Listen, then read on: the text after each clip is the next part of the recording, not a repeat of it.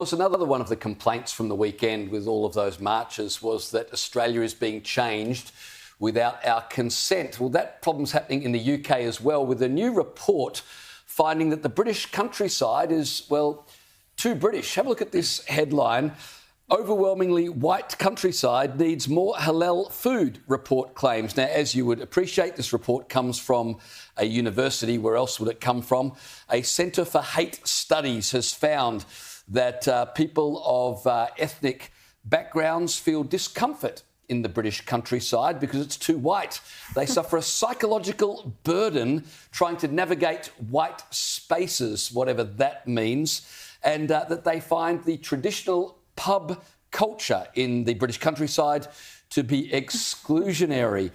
Some of the complaints that they found in interviews with 115 people over 2 years was that people of non-British descent found that they were often stared at when going into the British countryside, and they often encountered what they called hostile body language. So to overcome all of this, the report has a chapter entitled "How Can We Make the Countryside More Inclusive?" Some of the suggestions: halal food be served in British pubs, prayer spaces be created, presumably in British pubs, and that there needs to be a willingness on the part of people in rural communities to change. Which makes me ask the question, Freya, why is it on the people in the British countryside to change? Why would those visiting the countryside not take it upon themselves to adapt to the local culture? Why do the Brits have to change? Well, and it's very simple. If you want to be in the ethnic majority, go back to the country you came from. If you're Pakistani, go back to Pakistan. If you're Chinese, go back to China, wherever you're from. I mean, it's perfectly simple. We don't go to China or Pakistan and say, oh, I feel the body language I'm experiencing right now and the microaggressions from everyone in this mosque staring at me is just really distressing, and you all need to convert to Christianity and serve some kosher food so that I feel comfortable here. You wouldn't dare do that because it's just ridiculous. And we know that is illogical. If you go to another country where they have the ethnic majority, you don't demand that they change. But well, that would be called colonisation, wouldn't it? Well, it would be. And this report, I mean, I must say, it started with a trigger warning. So anything that starts with a trigger warning, you know, don't take it very seriously.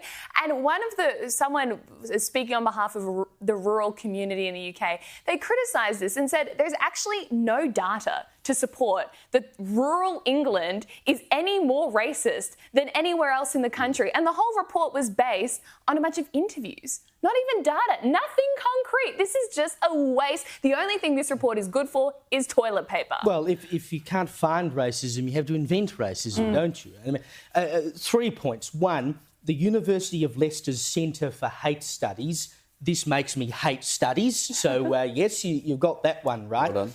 2, they're complaining that people feel like they get stared at when they go into the British countryside.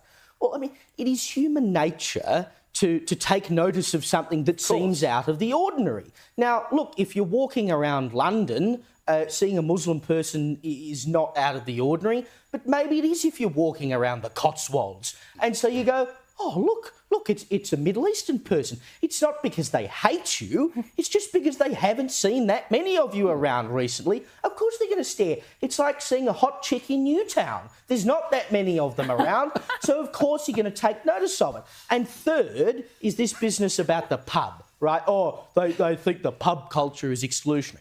I don't know how many pubs the people from the University of Leicester's Centre for Hate Studies have been to.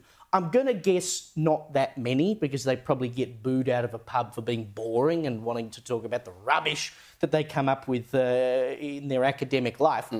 But in my experience, the pub is the great melting pot of any community. It's where you can go, whether you're on your own or with mates or whatever, walk in, order a pint. You're going to run into someone who's a neighbour or someone in the community. You know, you can talk to anyone. You meet all sorts of people at the pub. If I moved into a new neighbourhood and I wanted to go and meet some people and get a feel for what was going on, the pub is the first place I'd go, because you're sure to meet some good characters in there. I don't buy for a minute the idea that you feel uncomfortable in a pub, unless, of course, they're saying it's because alcohol's being served in there so a Muslim can't go in there, in which case don't go to the pub. I'm just appalled. Back to the newspaper headline, it begins, overwhelmingly white countryside needs blah, blah, blah.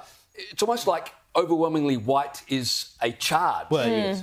Could you imagine going to Africa? I love Africa, been there many times, but could you imagine complaining, gee, it's overwhelmingly black? I mean, you would be pillared. Terrible. Yeah. You would be the ultimate racist, but you use the word white, anything goes. And the halal thing as well, they need to be proactive about having halal food available, halal supermarkets or whatever. I mean, it's just market forces. isn't it? Exactly. If lots of Muslim people move into the British countryside, someone will open a halal shop because there'll be a market for it. You know, come and they will give. It's as simple as that.